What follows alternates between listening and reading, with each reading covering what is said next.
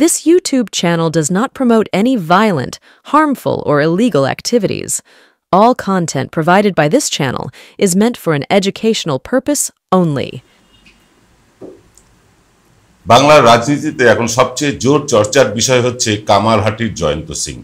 হ্যাঁ, কামারহাটির জয়ন্ত সিং এর মতন অনেক সিং, শর্মা, তারপরে পান্ডে, মিশ্রা, এরা সব কিন্তু পাড়ায় পাড়ায় বেড়ে উঠছে। গোকুলে এরা কিন্তু ধীরে ধীরে বাড়ছে এবং এরা যে আগামী দিনে ফ্রাঙ্কেস্টাইন হবে না, এর কোনো কিন্তু নিশ্চয়তা দেওয়া যাচ্ছে না। তৃণমূল কংগ্রেসের অন্দরে বেশ কিছু এই সিং, শর্মা, মাহাতো টাহাতো এরা কিন্তু বেড়ে উঠছে তৃণমূল নেতাদের প্রশ্রয়ে। যখন তাদের কুকীর্তি সামনে আসছে, তৃণমূল নেতারা হাত তুলে দিচ্ছেন, না আমার সাথে কোনো যোগাযোগ নেই, আমার সাথে ছবি অনেকেই তুলতে পারে, এরকম বিভিন্ন রকম সাফাই গাওয়ার চেষ্টা করছেন।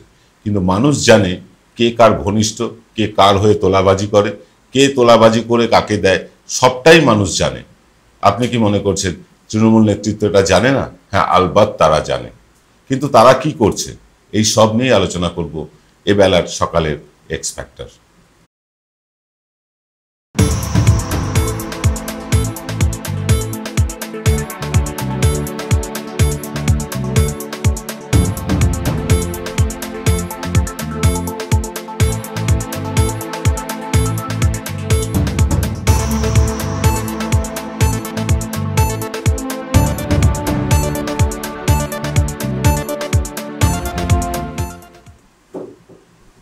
নমস্কার, আদাব, আমি আপনাদের প্রবীর বিশ্বাস। দেখতে শুরু করেছেন প্রত্যেক দিনের অভ্যেস মতো বিশ্বজোড়া বাঙালির আওয়াজ এনকে ডিজিটালের প্রভাতী অনুষ্ঠান এক্স ফ্যাক্টর। আজকের এক্স ফ্যাক্টর তৃণমূলের জয়ন্তরা। অনেক জয়ন্ত ছড়িয়ে আছে রাজ্যের বিভিন্ন আনাচে কানাচে।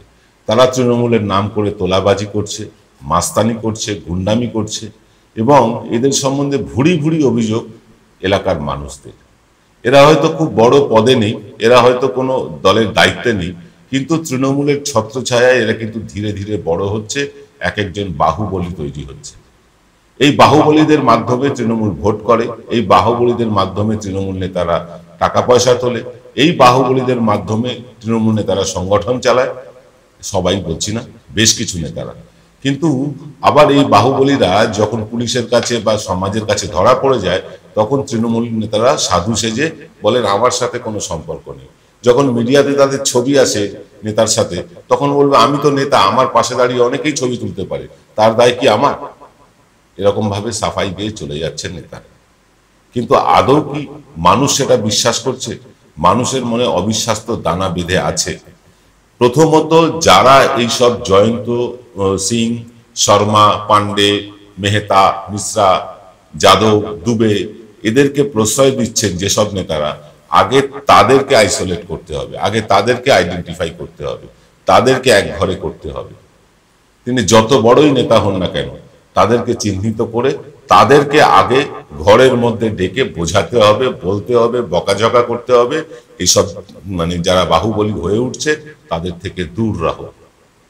যদি দূরে না থাকো তাহলে কিন্তু আগামী দিনে তোমার নেতৃত্ব আর থাকবে না, তুমি যত বড়ই নেতা হও।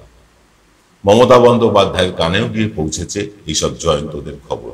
তিনি কার্যত বিরক্ত মিডিয়ার ওপরেও। তিনি কাল এয়ারপোর্টে কিন্তু এই কথা বলেওছেন।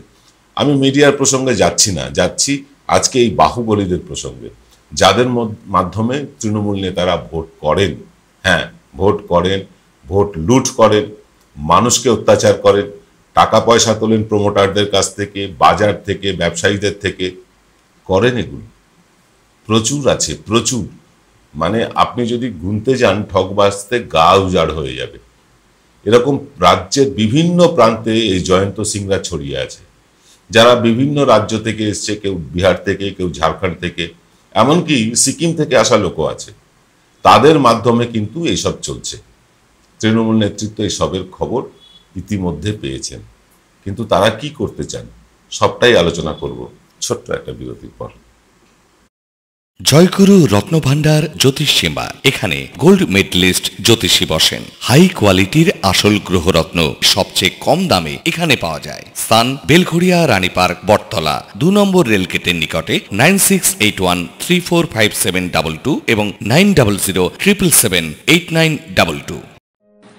আকাশগঙ্গা ক্যাটারার আপনার বাড়ির যে কোনো অনুষ্ঠান, বিবাহ, অন্নপ্রাশন, অফিস পার্টি, বিবাহ বার্ষিকীর অতিথি আপ্যায়নের বিশ্বস্ত প্রতিষ্ঠান আকাশ গঙ্গা ক্যাটারার। আমাদের ফোন নাম্বার হলো 8240033987। ফিরে এলাম বিরতির পর। আপনারা দেখছেন এনকে ডিজিটালের প্রভাতী অনুষ্ঠান এক্স ফ্যাক্টর। আমরা আলোচনা করছি এই জয়ন্ত সিংদের নিয়ে, যারা পাড়ায় পাড়ায় তৃণমূল নেতাদের ছত্রছায়ায় বেড়ে উঠছে। সমস্ত পাড়ায় পাড়ায় কিন্তু এক শ্রেণীর নতুন নেতা তৈরি হয়েছে, যারা এই সিং, শর্মা, মাহাতো, পান্ডে, মিশ্রা, যাদব, দুবে এইরকম পদবিধারী কিছু নেতা গজিয়ে উঠেছে পাড়ায় পাড়ায়, যারা গোবলীয় যে রাজনীতির স্টাইল, সে রাজনীতির স্টাইলে এখানে রাজনীতি করছেন।